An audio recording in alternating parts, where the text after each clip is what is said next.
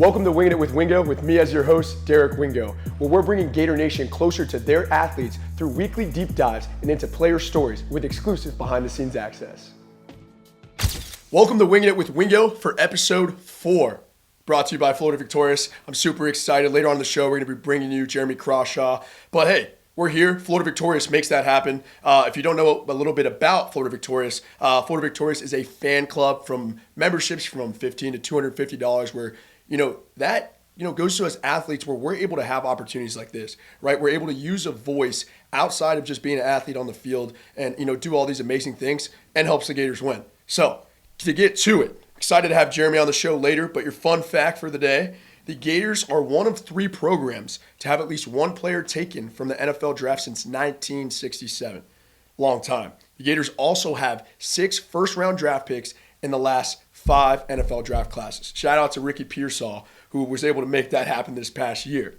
Talking about our NFL guys, right? Ventrell Miller. How about that game? Playing for the Jags. Ventrell's doing an amazing job. Obviously, he was healing from an injury last year. 11 total tackles. You guys know Ventrell. I know him very well. He was a huge leader of mine, leader for all of the Gators, really, for the time that he was here. And then just, the great guy he is. I don't know. I mean, if you had the chance to meet him, he's just, so out there, super nice guy, works insanely hard. I'm super excited to see him, after getting healthy, being able to step up as a leader on the Jags as, in his second year and doing all those kind of amazing things that he's doing. Another one, Trevon Dexter. He just had his 3rd sack of the season already.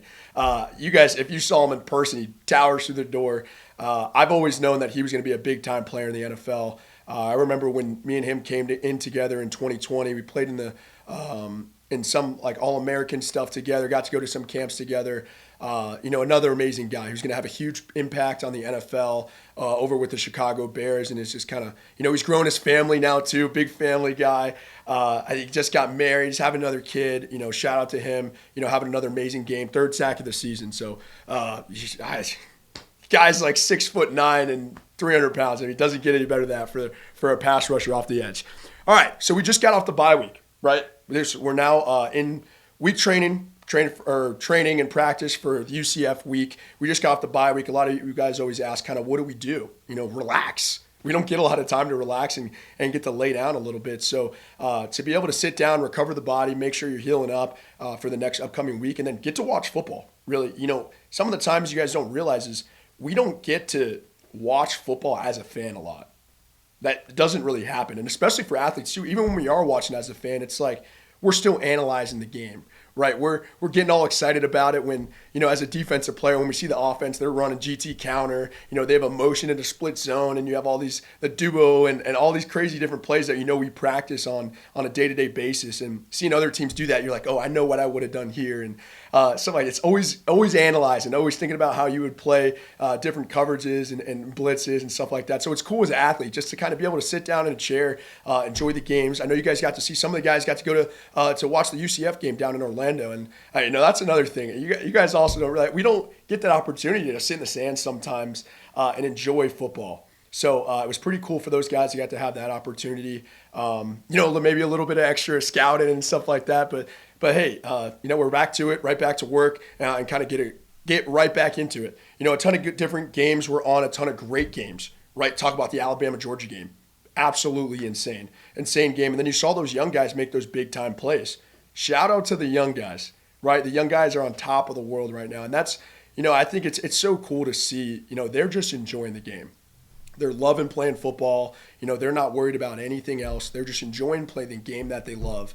And, that goes back to, when we talked about previously, when we had the Sanford game, I got to, ask DJ, how was it like throwing your, first touchdown and run around and having that amazing performance? And he's like, big grin, big smile on his face. And, Mizell's locker is right next to mine. Him and Tank Hawkins scoring a touchdown. They got to make their TikTok after the game. And it's just, they're getting to enjoy the game that they've loved since they've played since they were 5 years old. And I think that's just absolutely amazing to see guys when they just forget about all the distractions, right? They're forgetting about NIL. They're forgetting about social media. They're forgetting about all these different things that everyone's sometimes stuck up in the hype about, and just be able to focus on playing football and the game that they love. So I just think that's absolutely amazing. So just like I told you last week, game's going to be sold out. At home, in the Swamp, 7:45 UCF. Super excited for this one. Obviously, it's an in-state rivalry. Gus Malzone, the head coach of UCF now. I know you guys remember the last time that Coach Malzone was able to come into the Swamp. That was in 2019 when he coached for Auburn. And that was my official visit. And that was the moment for me that I fell in love with the University of Florida. The big time win when, P. Ryan ran and the Swamp just electrified, right? Snyder's interception in the end zone. Getting back into the locker room with those guys and be able to celebrate the big win. So that will be Coach Gus Malzone's first time back inside the Swamp at night. It's going to be electric. I'm super excited. I know you guys are all going to be there. But for now, when we get back, Jeremy Crawshaw on to get to talk about a little bit his journey about how he came from rugby to football, coming from Australia to America. Pretty cool story. We'll get right back to you.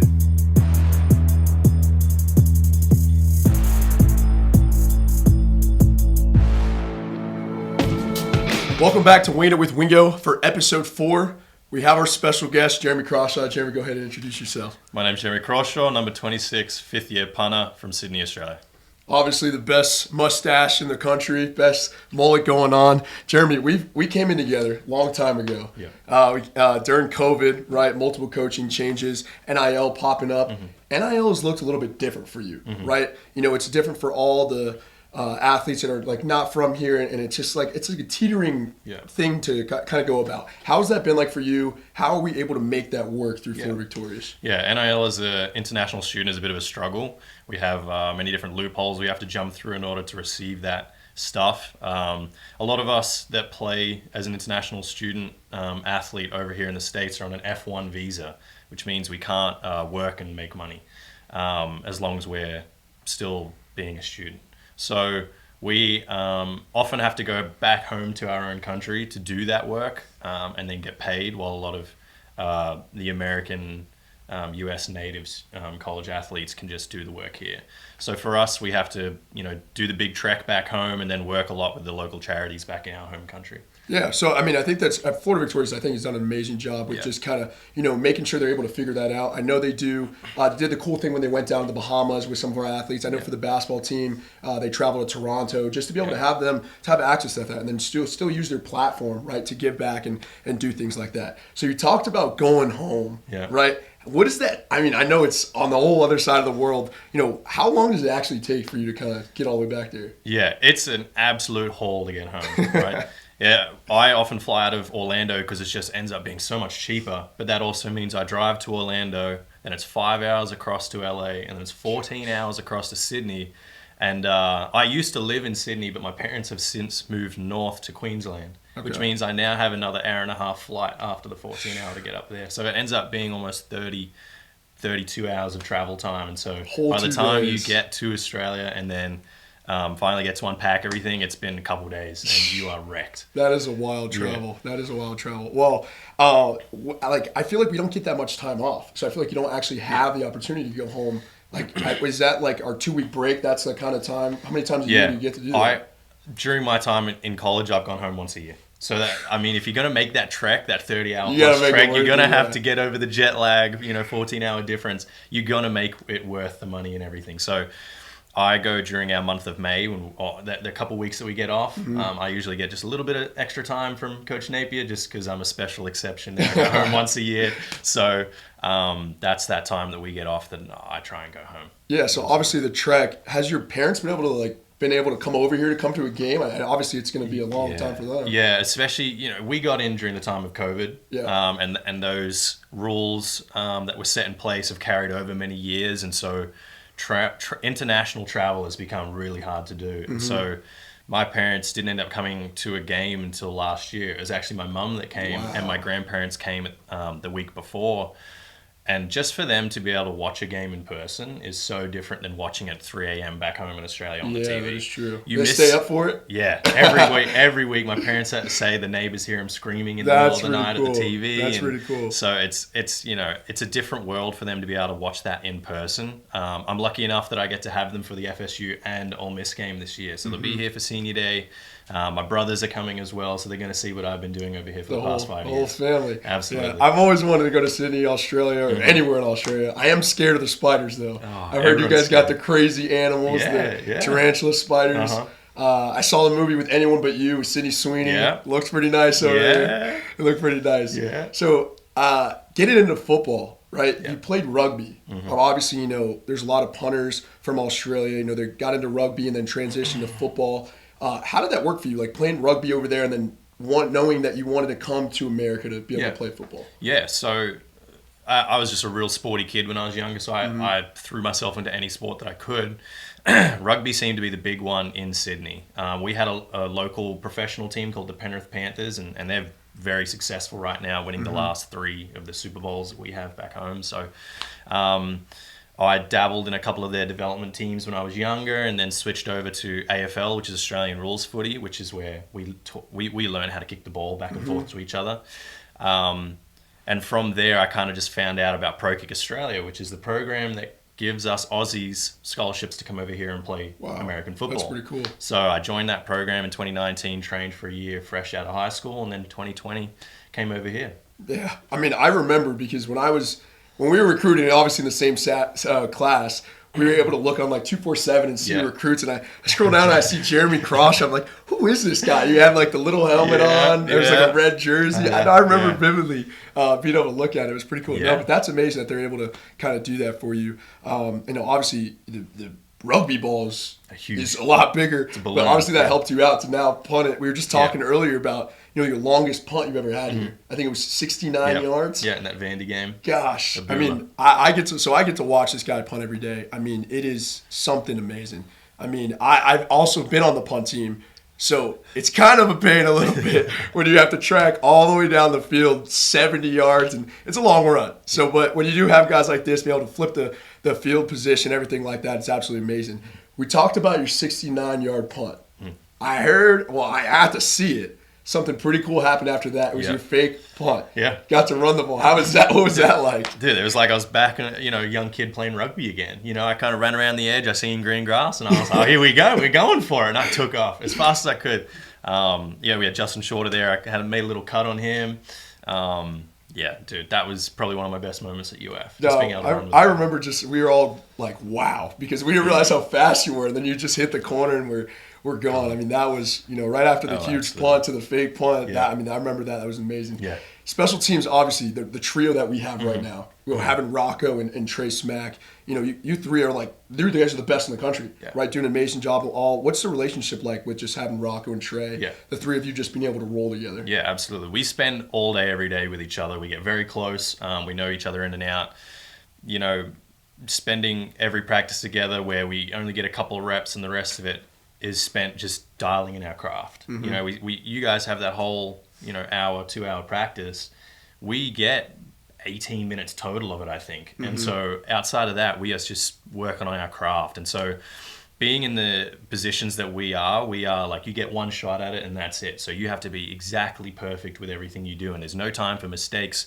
We have an op time of 1:25 and 2:0 for punt. So like you're talking about 2 seconds total. You don't have time to make a mistake. Yeah. So we are very quick and on top of our work, every day. So our chemistry together is amazing. Like you said, we are some of the best in the country. Trey smacks the ball, quite literally. No pun intended. And Rocco is the best in the country. What he does, the way he's able to cover, and his accuracy and speed. Might have to put him in linebacker soon too. I mean, he's a big boy. He's a big boy. Oh gosh. So it's been a long time, Jeremy. Right? It's coming to an end now. Yeah. Finally, taking that next step. I know a little bit now what I'm getting into with the NFL process, how it looks like for me and some of the other guys. How does that process now going to work for you? As a punter going to league, what does that look like for you? Yeah. So for us, there's more emphasis on your last year game film than there is any practice film. So it's about playing well in your last year, hitting some balls that NFL teams can see some potential on, and then as you move on into the senior bowls and working with teams throughout the combine, I think they just really want to see that consistency out of you. Yeah. You have the strong leg to be able to hit a big ball, but it's really just place the ball outside the numbers. Good hang time, fair catch every time. Yeah. So we've had some great kickers, some great punters come from the University of Florida. You talk about the Townsend brothers. I know you're close with them. Yeah. I get to talk to them a bunch. Have you reached out to them, or do you get to talk a little bit about them, about how that works, and just kind of just taking that next step? Yeah, absolutely. I like to reach out. I talk to Johnny a lot. Tommy's a bit of a superstar and he's in the middle of the season, so I let him Big play. time. I let him do his thing. But during the off seasons, I get with those boys, chat with them a little bit, just try and get a little bit of knowledge from them anytime I can. Oh, yeah. They were at the top of their game, and Tommy still is. Yeah. So there's lots of information to be able to be taken from those two. So Yeah, well, that's going to be you soon. Absolutely, we all know it. Yeah. But so, would you have a favorite NFL team that you could play for? Like, if we were to get drafted next year, I don't know if I'm not a big fan of the cold. But if you get drafted, you can't kind of make that choice. Yeah. Do you have a favorite team that you'd love to play for? I know there's not one in Australia. That'd be pretty cool. But Right. I always the first place I ever went in America was Tennessee, and so I got to see that Tennessee stadium. So and I have a little soft spot in my heart for Tennessee. But they have an amazing punter already, so that's probably not likely. But like you said, any team rings it, you're going to pick up the phone and say, I love Nashville. Yeah. I love Tennessee. What a spot. Yeah. I mean, if you guys haven't seen it, get to see Jeremy on Gator Walkie. Sometimes has the cowboy hat. I love it. He's all ready to go for it. love it. It'll be pretty cool. All right, we're going to hop into the cool part, Yep. the rapid fire questions. Let's I don't know if you've seen them yet. I have not. But going to this blind. we're just going to kind of Let's wing see it. how it goes. All right, we got our 90 seconds. 9 questions in 90 seconds. Jeremy Crawshaw, brought to you by Florida Victorious. Let's get it. Here we go. Question number 1. All right, your go-to meal. I don't know how different the food is in Australia, Yep. but the go-to meal in Gainesville. Go-to meal. I'm a burrito famous guy. Burrito famous. I love it. I love burrito famous too. Yeah.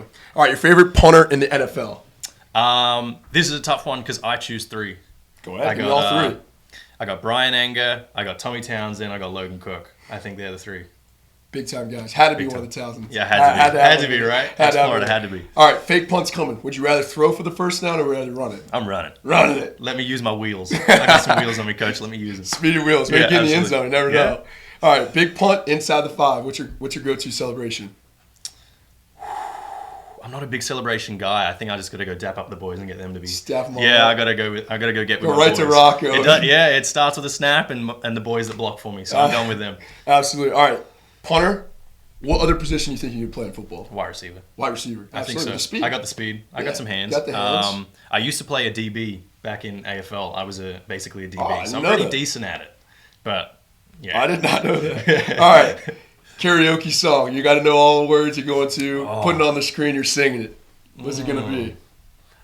Oh, this is a hard one. I feel like I was an Eminem kid when I was younger, so I got to go like Not Afraid Like or something Lose like Yourself that. or Yeah, Not like something Afraid, like that. I'm a big Eminem These kid. So week. I know all the words to that one. Go to pickup line. Oh Lord. Got some Australian spaz to you. I mean, I didn't have a pickup line. It's just your accent. Once the accent gives it away. Yeah. Just go follow with that. All right, you sign your NFL contract, right? Whole lot of money. The direct deposit hits the account. Yep. What's the first thing you're buying? A truck. Truck? Yeah, Kind of truck? I've a big. Just a big truck. Yeah, just a big truck. I've ridden my scooter basically into the ground. I got like 7,500 miles on my little moped. It's dying. Like all the lights on it are cutting out. The engine I've had replaced. I'm holding on to this thing. Time for the truck. Yeah, I need a truck. We talked about the animals in Australia. I know that's one of my biggest fear. Your Yeah. biggest fear? My biggest fear, I hate snakes. Snakes. Can't deal with them. Are they crazy over there? They are during the summer because they're cold blooded. They'll come out and lay out on the footpaths. Oh gosh. You got to watch out for them. Spiders are what scared me. Yeah, I've seen about the size of Nah, my hand. That's I the can't biggest do one it. I ever seen. I In the can't car do door, it. I was sitting there as I opened it. It just. All right, we'll hop right into it. I'm gonna have you draw a little bit. Okay. I don't know if you've seen them, but I've had some of the guys draw some funny stuff. Shamar Okay. James, I don't know if he was the best artist. Okay. Graham did a pretty good job. Okay. Yours is a little bit different. Okay, let's see. All right. You're back at home. Yep. The Opera House. The Opera House. The Opera House. I've always wanted to go. Okay. You got 30 seconds to draw your best opera house. Best opera house. I've Okay, never ready? been, so you gotta. I'm gonna do my best. All I'm right, gonna 30 do my seconds best. on the clock. You got it. Ready? All right, let's see. I've always wanted to go there. So do they have like actual like singing in there and all that kind of stuff? Yeah, they have it's actual operas. The way it's built inside. Oh man, I'm already I messing guess this I up. should have known that. I don't know. Why Yeah, that yeah. was a The dumb Opera question. House, yeah. That was a dumb question. But oh man, let's put the Harbour Bridge in the background too. All right. So you ever been there? Yeah, many times. I'm hoping so. I'm from the place of Sydney, but I live like quite a while outside of town, so I'm about an hour out of the city. Next time we go back, I'll have to hitch a ride with you. Yeah, absolutely. All right, 2 seconds. Yeah, there we go. Show the people what you got. Okay, I drew the whole city there. You can kind of see the Opera House. That's not bad. I tried. There's the Harbour Bridge over here and a bit of the city, Centrepoint Tower, right there. That's pretty good. I tried my best. I wouldn't be able to do it, so I give all. How long was that? 30 or 90 seconds? It might have been a little bit longer, but hey, we'll let it slide. We'll let it slide. I thought it was pretty good. Well, once again, this isn't possible without Florida Victorious. Being able to give us athletes just a voice. Voice outside of being an athlete on the field and a helmet and a jersey. Just absolutely all these amazing things. Being able to do that. Thank you again, Jeremy Crawshaw. Yeah, of course. I know that people have been asking to kind of have you on here too, I just love that. to hear your story and your journey. But thank you again, and that's all for today. Wingo out.